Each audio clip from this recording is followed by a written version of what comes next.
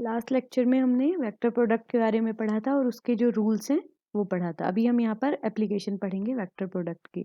तो फर्स्ट है आपका टॉर्क, जिसे हिंदी में बलाघूर्ण कहते हैं। तो ये एक फोर्स होता है जिसकी वजह से क्या है, किसी भी बॉडी को आप रोटेट करा सकते हो। लीनियर मैकेनिक्स में क्या होता है, लीनियर काइनेमेटिक्स में जब आप किसी बॉडी पे फोर्स लगाते हैं तो क्या होता है, उसमें एक डिस्प्लेसमेंट होता है लीनियर, ठीक है। पर अगर आपको किसी भी बॉडी को रोटेट कराना होता है तो उसके लिए जो फोर्स को हम जो रिप्रेजेंट करते हैं वो टॉर्क से करते हैं, ठीक है। तो टॉर्क क्या होता है, it is vector product of position vector and force. तो इस तरह से आप टॉर्क निकालते हैं। Second is magnetic force. तो अगर कोई चार्ज पार्टिकल है और वो मूव कर रहा है एक मैग्नेटिक फील्ड बी में, तो आप उस पर लगने वाला फोर्स कैसे निकालते थे, आप निकालते थे F equals to q v cross v. तो यहाँ पर भी आपका वेक्टर प्रोडक्ट का यूज हो रहा है, ठीक है। यहाँ पर v क्या हो गया, आपकी वेलोसिटी है पार्टिकल की, और b क्या है, मैग्नेटिक फील्ड। नेक्स्ट है आपका area of a triangle and parallelogram. तो किसी समानांतर चतुर्भुज का अगर आपको एरिया निकालना है, या फिर किसी ट्राइंगल का, जबकि आपके पास दो वेक्टर हैं a और b, ठीक है। तो अगर आपके पास ए और बी वेक्टर इस तरह से हैं, तो इनसे बनने वाला जो आपका एक पैरेललोग्राम होगा उसका एरिया आप कैसे निकालेंगे। तो उसके लिए क्या है, सबसे पहले आप देखिए कि जो एक पैरेललोग्राम का जो डायगोनल होता है वो क्या करता है, वो इसको दो इक्वल ट्राइंगल्स में डिवाइड करता है, जिनका मतलब एरिया जो है इक्वल है। दो इक्वल एरिया के ट्राइंगल मिलते हैं हमें, ठीक है। तो सबसे पहले फिर हम ट्राइंगल के लिए निकालते हैं। तो एक ये वाला हम ट्राइंगल लेकर चलते हैं, ये बी और ए वेक्टर से मिलके जो बन रहा है। तो सबसे पहले हमने क्या किया, बी से एक परपेंडिकुलर ड्रॉ कर दिया। तो ये जो परपेंडिकुलर है इसकी डिस्टेंस कितनी होगी, it will be b sine theta. तो ये कैसे आया, क्योंकि हमने पहले ही पढ़ा है कि अगर कोई वेक्टर है आपके पास और मान लीजिए इस एक्सेस से थीटा एंगल बना रहा है, तो जब आप इसके कंपोनेंट निकाल रहे थे तो इस एक्सेस में इसका कंपोनेंट क्या आ रहा था, मान लीजिए वेक्टर ए था, तो आपका कंपोनेंट आ रहा था ए कोस थीटा, ठीक है। और ये परपेंडिकुलर डायरेक्शन में आपका क्या आ रहा था, ए साइन थीटा। तो इस तरह से आपको पता है कि हम किसी भी वेक्टर के कंपोनेंट्स निकालते हैं। तो यहाँ पर भी इसी तरीके से ये जो परपेंडिकुलर वाला होगा ये वी साइन थीटा हो गया। तो इस तरह से जो ये आपका ट्राइंगल बन रहा है वेक्टर ए और बी से, इसका एरिया आप कैसे निकालोगे, क्योंकि किसी भी ट्राइंगल का एरिया क्या होता है, half into base into height, 1/2 into जो उसका आधार है इंटू उसकी हाइट। तो यहाँ पर जो बेस है, आधार क्या है आपका, ये वेक्टर ए है, और इसकी ऊंचाई कितनी है, ये है बी साइन थीटा। तो इसलिए हाइट की जगह पे हमने बी साइन थीटा रख दिया और बेस की जगह पर ए। तो इस तरह से आपको मिला half a b sine theta. अब ए बी साइन थीटा को आप कैसे लिख सकते हो, सिंस आपको पता है कि जो वेक्टर प्रोडक्ट है किन्हीं भी दो वेक्टर्स का वो क्या आता है, ए क्रॉस बी को आप कैसे लिखते हो, आप लिखते हो ए मतलब magnitude of a into magnitude of b into sine theta, और क्या आती है, एक डायरेक्शन आती है जो ए और बी के परपेंडिकुलर डायरेक्शन को दिखाती है।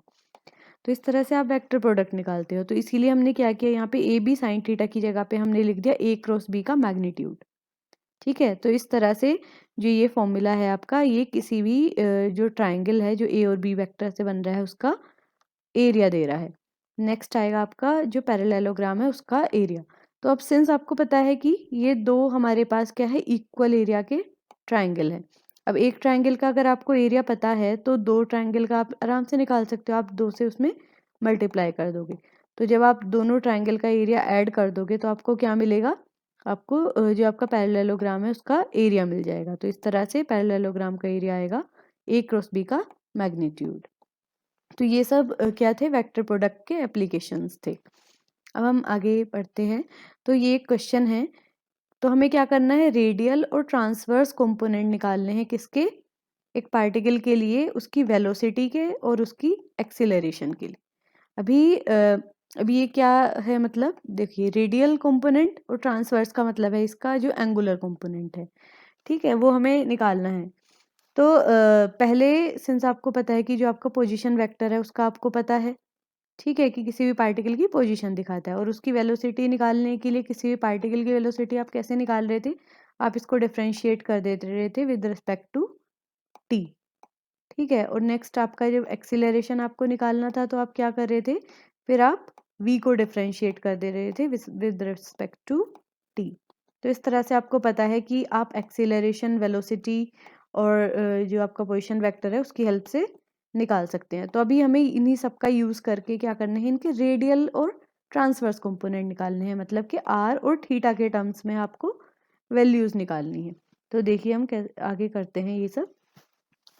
तो सबसे पहले हमने क्या किया, सबसे पहले हमने माना कि एक पार्टिकल है जो हमारा पॉइंट P पर रखा हुआ है, जिसके पोजीशन वेक्टर क्या हो गए, एक्स वाई। तो इसका जो पोजीशन वेक्टर है वो आपका क्या हुआ, r।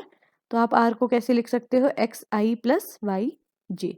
ठीक है, तो ये तो आपका एक्स और वाई के टर्म्स में हुआ। अब इनको अगर आप रेडियल के टर्म्स में लिखेंगे, रेडियल कंपोनेंट्स मतलब आर और थीटा के टर्म्स में, तो आप कैसे लिख सकते हैं। तो फिर से आप क्या करेंगे, जो ये वेक्टर आर था इसके कंपोनेंट देख लीजिए आप। तो एक्स एक्सिस के लोग इसका कंपोनेंट आर कोस थीटा हो गया, वाई के लोग आर साइन थीटा। तो आर को आप कैसे लिख सकते हो, आप लिख सकते हो आर कोस थीटा और इसकी डायरेक्शन क्या है, एक्स। तो हमने आई कैप लिख दिया, प्लस जो आपका आर साइन थीटा है जो कि आपका किसके लोग है, वाई के, तो आप इंटू क्या लिख देंगे, जे कैप। तो इस तरह से जो आपका रेडियल वेक्टर है उसे आप क्या कर सकते हो, आर और थीटा के टर्म्स में आप ऐसे लिख सकते हो। अब आगे देखते हैं। तो हमने माना कि जो हमारा यूनिट वेक्टर है अलोंग आर वो कितना है, आर कैप। ठीक है, मतलब ये आर की डायरेक्शन बता रहा है। और हमने एक और वेक्टर माना पी, और उसके अलोंग जो उसका जो यूनिट वेक्टर है वो है पी कैप। और ये दोनों वेक्टर हमने माना कि जो आर और पी हैं ये एक दूसरे के क्या है, परपेंडिकुलर वेक्टर्स हैं। तो अगर ये आपका वेक्टर आर ये अगर थीटा एंगल बना रहा था एक्स एक्सिस से, तो पी के लिए जो एंगल है वो कितना हो जाएगा, सिंस ये आपको पता है ये आपका 90 हो गया क्योंकि ये परपेंडिकुलर है।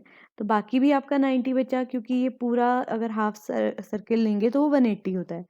तो ये तो 90 हो गया, बचा आपका 90। तो ये वाला और ये वाला ऐड होके 90 होंगे। तो सिंस ये थीटा है तो ये आपका क्या हो जाएगा, 90 माइनस थीटा। तो इस तरह से आपका जो वेक्टर p है इसे भी आप कंपोनेंट्स के टर्म में लिख लेंगे। तो ये वाला कंपोनेंट आपका क्या आएगा, p cos pi by two minus theta, ये आएगा p sine pi by two minus theta. तो इस तरह से जब आप पाई बाई टू माइनस थीटा इसको सॉल्व करेंगे तो आपको क्या मिलेगा, आपको मिलेगा कि जो p है आपका वो minus p sine theta i cap plus p cos theta j cap हो जाएगा। ठीक है, क्योंकि ये जो आपका cos pi by two minus theta है वो क्या हो जाएगा, माइनस साइन थीटा। तो इस तरह से क्या हुआ, आपको जो आपका वेक्टर आर है वो आपको पता चल गया क्या है, और जो आपका वेक्टर पी है वो पता चल गया। और इनके जो यूनिट वेक्टर्स हैं वो कैसे निकालते हैं, वेक्टर को डिवाइड कर देते हैं उसके मैग्नीट्यूड से। तो इस तरह से ये आपका आर कैप हो गया और ये आपका पी कैप हो गया। अब हमें निकालना क्या था, हमें वेलोसिटी निकालनी थी। तो वेलोसिटी कैसे निकालेंगे, D R by d T कर दिया हमने। अब आर की जगह पे जो आपका आर का आपने यहाँ पर लिखा था रेडियल टर्म्स में वो यहाँ पर सब्सटीट्यूट कर दिया आपने। अब इसे डिफ्रेंशिएट करना है विद रिस्पेक्ट टू टी। अब आप देखिए कि यहाँ पे जो ये फंक्शन है ये तो फंक्शन है थीटा और आर का, और हमें डिफ्रेंशिएट करना है विद रिस्पेक्ट टू टी। तो उसको कैसे करते हैं, अब पहले तो ये प्रोडक्ट है आर कोस थीटा, तो प्रोडक्ट वाला लो लगाएंगे डिफरेंशिएशन का, कि फर्स्ट पहले ऐसे ही लिख देंगे सेकंड का differentiation plus second into first का डिफरेंशिएशन, वैसे ही हमने सेकंड टर्म में यहाँ पर किया है। अब देखिए कि जब आप कोस थीटा को टी के रेस्पेक्ट में आपको डिफरेंशिएट करना है, तो इसमें क्या करते हैं, सबसे पहले आप कोस थीटा को थीटा के रेस्पेक्ट में डिफरेंशिएट कर देते हैं, और जो थीटा है उसको फिर टी के रेस्पेक्ट में डिफरेंशिएट करते हैं, क्योंकि थीटा को डायरेक्टली आप टी के रेस्पेक्ट में डिफरेंशिएट नहीं कर सकते, तो ऐसे किया जाता है इसे। तो कोस थीटा का जब थीटा के रेस्पेक्ट में होगा डिफरेंशिएशन तो हो जाएगा माइनस साइन थीटा, और थीटा को आपने लिख दिया D theta by d T. ऐसे ही हम आगे भी करेंगे। अब यहाँ पर तो सेम ही रहने दिया हमने, cos theta d r by d t. अब सेकंड टर्म में देखिए यहाँ पर क्या था, r d t d y d t sine theta. तो साइन थीटा को पहले थीटा के रेस्पेक्ट में डिफ्रेंशिएट कर दिया, इंटू क्या लिख दिया, D theta by d t. तो इस तरह से आपने डिफ्रेंशिएट कर दिया। अब हम क्या करते हैं, नेक्स्ट लाइन में हमने क्या किया, D R by d t वाले जो टर्म्स थे उन्हें हमने एक साथ लिख दिया, जो कि ये आया आपका। और नेक्स्ट आपका जो ये r d theta y d t जो वाले जो टर्म्स है उन्हें एक साथ लिख दिया। तो इस तरह से आपको ये दो टर्म मिल गए, d r y theta d t और r d theta y d t वाले टर्म्स आपको मिल गए। तो अब क्या किया, अब आप ये वाली वैल्यूज देखिए जो ब्रैकेट में है, cos theta i cap plus sine theta j cap, ये देखिए आप क्या है, यहाँ पे आप देखिए ये क्या था, ये आर कैप था, तो इसकी जगह पर हमने आर कैप लिख दिया। और नेक्स्ट है आपका ये वाला जो था minus sign theta i cap, ये आपका क्या था, ये इक्वेशन 2 में देखिए ये पी कैप था। तो इस तरह से आपका जो वी है वो किसके टर्म्स में आ गया, आर कैप और पी कैप के टर्म्स में आ गया है आपका। तो यहाँ पर जो आपके ये कंपोनेंट बने हैं, आर कैप का जो मल्टीपल है D R by d T, ये आपका रेडियल कंपोनेंट हो गया क्योंकि ये आर कैप वाली डायरेक्शन में है। नेक्स्ट जो पी कैप वाली डायरेक्शन है वो आपका क्या हो गया, ट्रांसवर्स वेलोसिटी हो गई आपकी, ठीक है, ये आपका ट्रांसवर्स कंपोनेंट हो गया। तो इस तरह से आप जो है रेडियल और ट्रांसवर्स वेलोसिटी निकाल लेते हैं। अब नेक्स्ट है एक्सीलरेशन, ठीक है, आपको एक्सीलरेशन निकालना है, तो उसके लिए भी सेम आप क्या करोगे, आपको क्या करना है, d v by d t निकालना है, ठीक है। तो उसके पहले हमने क्या किया, सबसे पहले जो आपका आर कैप था और जो आपका पी कैप था उनको हमने पहले डिफ्रेंशिएट किया विद रिस्पेक्ट टू टी। तो इसको जब आप डिफ्रेंशिएट करेंगे इक्वेशन 1 से, यहाँ से और 2 से हम वैल्यूज़ लिख लेंगे, cos theta i cap plus sine theta j cap. तो जब आप इसको डिफ्रेंशिएट करोगे सेम हम लगाएंगे कि कोस थीटा को पहले थीटा के रिस्पेक्ट में, फिर d theta by d t. तो इस तरह से आपको क्या मिलता है कि d r cap by d t क्या आ रहा है, p cap d theta by d t. वैसे ही आपने जब d p cap by d t को डिफ्रेंशिएट किया विद रिस्पेक्ट टू टी, तो आपको क्या मिला, minus r cap d theta by d t. तो इस तरह से ये दोनों वैल्यूज आ गई, अब इनका यूज आगे होगा। तो हमने डिफ्रेंशिएट किया d v by d t. तो अब आप देखिए कि यहाँ पे जो v है उसकी वैल्यू हमने कहाँ से ली है, ये जो आई थी यहाँ पर हमारी v कैप, v की जो वैल्यू आई थी इन रेडियल एंड ट्रांसवर्स कंपोनेंट्स, वो हमने यहाँ पर लिख दिया। अब डिफ्रेंशिएट करेंगे, अब फिर से वही करेंगे कि जैसे पहले हम क्या करेंगे, डी वाई डी टी मतलब आर कैप ऐसे ही लिख देंगे और d r y d t को टी के रेस्पेक्ट में डिफ्रेंशिएट करेंगे, ठीक है। तो हमने यहाँ पे आर कैप लिख दिया और d r y d t को जब आप डिफ्रेंशिएट करोगे तो क्या होगा, d two r y d t square, फिर plus next d r y d t को ऐसे ही रहने दिया, d r cap by d t हो गया, ठीक है, जब आपने आर कैप को डिफ्रेंशिएट किया। वैसे ही हमने नेक्स्ट टर्म में किया, ठीक है। तो इस तरह से आप इसको जब डिफ्रेंशिएट करोगे तो आपको फाइनली क्या मिलेगा, यहाँ पर हमने क्या किया, ये देखिए इस वाले टर्म के बाद हमने क्या किया कि, और साथ में हमने जो ये आपका d r y cap by d t था और जो d p cap by d t था, इनकी वैल्यूज हमने यहाँ से रख दी थी, ठीक है, इक्वेशन 3 और इक्वेशन 4 से। तो फाइनली हम क्या करते हैं, आर कैप वाले टर्म्स को एक साथ लिख दिया हमने और जो पी कैप वाले टर्म्स थे उनको हमने एक साथ लिख दिया। तो फिर से जो आर कैप का मल्टीपल है वो आपका रेडियल कंपोनेंट हो गया और जो आपका पी कैप का मल्टीपल है वो आपका ट्रांसवर्स कंपोनेंट हो गया। तो इस तरह से आपको एक्सीलरेशन के भी दोनों कंपोनेंट्स मिल गए, ठीक है। ये एक्सीलरेशन को ऐसे भी लिखा जा सकता है।